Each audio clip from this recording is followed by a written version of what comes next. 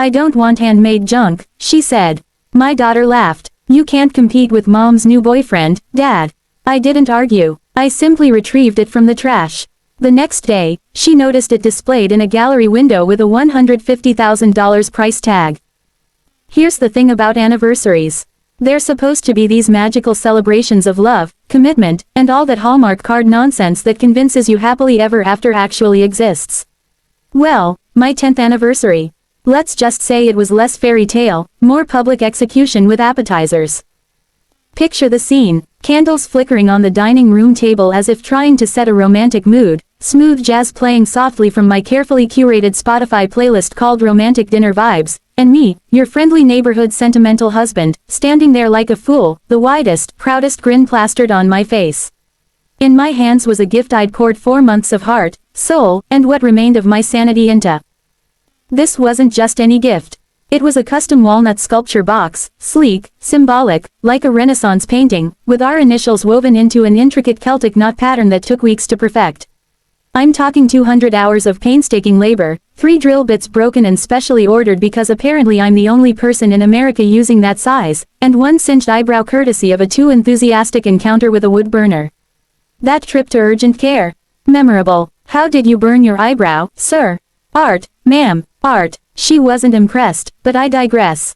There I stood, watching my wife, Clara, unwrap this labor of love, anticipation practically radiating off me like a kid on Christmas morning, if the kid were completely delusional.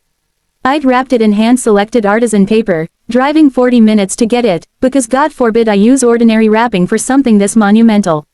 The moment of truth came. She pulled back the final layer, revealing my creation gleaming under candlelight, curves and edges perfect in every detail. And what did I get? Silence. Not the moving, tear-inducing kind of silence. Nope. The uncomfortable, awkward silence of someone pretending they're not dying inside after unwrapping a fruitcake from a weird aunt. Then came the sigh. Oh man, that sigh. The one that screams, I'm embarrassed you exist in the same universe as me, the one that makes you question every choice that led to this moment, capable of freezing lava and making puppies sad. I told you I wanted the Cartier bracelet, she said, eyes not even meeting mine, staring at 4 months of my blood, sweat, and tears as if it were a random piece of driftwood found on a beach. Her tone, the flat, disappointed cadence I knew well, the same used when I forgot almond milk or breathed too loudly during her yoga, cut deep. Now, I could have let it slide.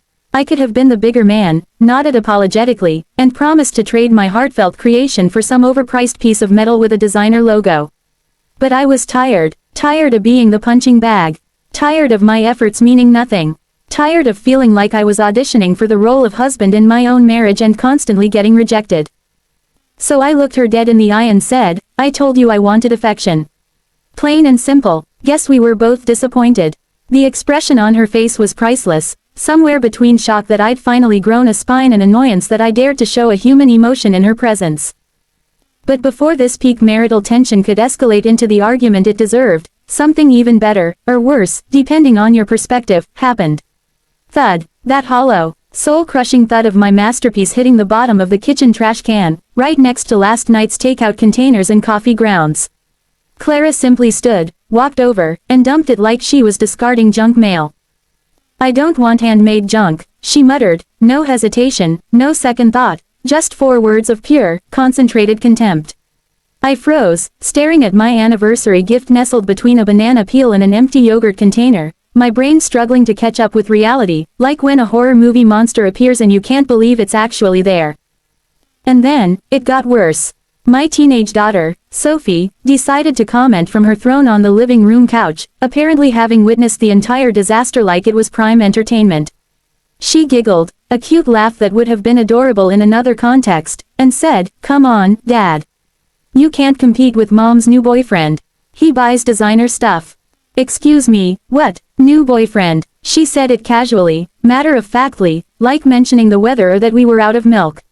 My 15-year-old daughter had just confirmed that my wife had a new boyfriend, implying previous ones, and she delivered it with the same energy someone uses to order pizza. Meanwhile, Clara didn't flinch, deny, or show even a hint of shame. She picked up her phone and scrolled, as if Sophie had simply commented on what she had for lunch. Yes, family bonding. Nothing warms the heart like being roasted in perfect stereo by the two people who are supposed to love you most. Nothing says happy anniversary like realizing your marriage is a joke, your art is trash, and your teenager knows more about your wife's love life than you do. There I was, my Norman Rockwell moment, my slice of Americana, my dream destroyed. Candles flickering stupidly, jazz playing obliviously, me staring between the trash can and my heart, holding a family that had collectively decided I wasn't worthy of basic decency. And the worst part, a tiny, pathetic part of me still thought maybe I should have bought the bracelet. That's the effect of years of this kind of treatment. It convinces you that somehow, somewhere, you're the problem. If only you were better, stronger, cooler, maybe then you'd be worthy of love. But standing there, watching my daughter smirk at her phone and my wife already texting someone, probably the designer budget boyfriend, something clicked. Not dramatically, no swelling movie music. Just a quiet, simple realization, I was done. Done apologizing for being thoughtful. Done feeling guilty for not being rich enough, cool enough, or enough, period. Done letting these people make me feel small. That trash can, I realized, had just become the best thing that ever happened to me. Funny how life works like that, isn't it? I just stood there staring at that trash can like it held the answers to life's biggest mysteries. You know that moment when something so absurd happens that your brain short-circuits? Like seeing someone wearing Crocs with socks, or when your GPS tells you to turn right, into a lake.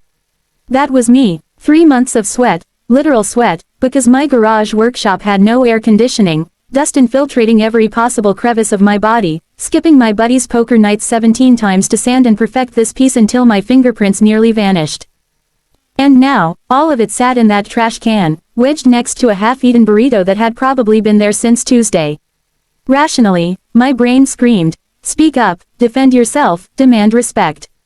But instead, I did nothing, not a single word. I just stood there, mannequin-like, as my family carried on as if they hadn't just obliterated my soul with a sledgehammer. Clara had moved on to the couch, phone in hand, while Sophie engaged in classic teenage multitasking, simultaneously on her phone, watching TV, and judging me all at once. After what felt like an eternity, but probably only 30 seconds, I retrieved my work gloves from the kitchen closet, the heavy-duty kind I use for rough carpentry. Some dignity had to remain, even if I was dumpster diving in my own kitchen. Carefully, I navigated around burrito remains and empty yogurt containers to pull out my sculpture, my masterpiece, my 4-month testament to the fact that I still believed in romance like a delusional Disney character. And yes, it had salsa on it. A small glob of orange chipotle salsa sat where I'd spent 6 hours perfecting a curve. 6 hours of my life, now accessorized with Mexican condiments. I gently wiped it off with a paper towel. Despite being tossed into the trash by the woman who vowed to love me forever, I still cared about it. Funny, isn't it? I had more respect for this piece of wood than my own wife had for me. Waste management with feelings, I muttered. That should be my new brand. Forget carpenter, artisan, or husband, I'm officially an emotional waste management specialist. I carefully wrapped the sculpture in an old towel, shielding it from further indignity, while Clara's voice drifted from the living room, animated and giggly. That tone she used when we first started dating, back when I apparently still had value. Except now, it was directed at her phone. Curious, I glanced over, of course I did, and sure enough, she was on FaceTime with Bryce, the boyfriend with the designer budget my daughter casually mentioned 10 minutes earlier. Square jaw, perfect hair probably requiring a small salon, and a nautical-themed background screaming, I own a boat and need you to know it. Clara was laughing at something he said, genuinely, fully, laughter I hadn't heard directed at me in years. Bryce was lecturing about boat maintenance workers like a plantation owner discussing staff, and Clara hung on every word, completely absorbed. I looked down at my towel-wrapped sculpture, then back at Clara giggling over yacht stories. The contrast was almost poetic. Here I was holding something created with my own hands, full of thought, effort, and care. Meanwhile, she was enamored with a guy whose biggest accomplishment today was choosing between salmon and tuna for lunch on his boat. Both involve fish. Real tough choice, Bryce. And yet, I wasn't angry anymore. Somewhere between rescuing my artwork from the trash and absorbing marina management tips from Captain Abs, I reached a zen state of not caring. Liberating, honestly, like being so exhausted you become wide awake, or so hungry you stop feeling hunger. My brain had checked out for a bit. I quietly grabbed my keys, secured my towel-wrapped masterpiece, and headed for the garage.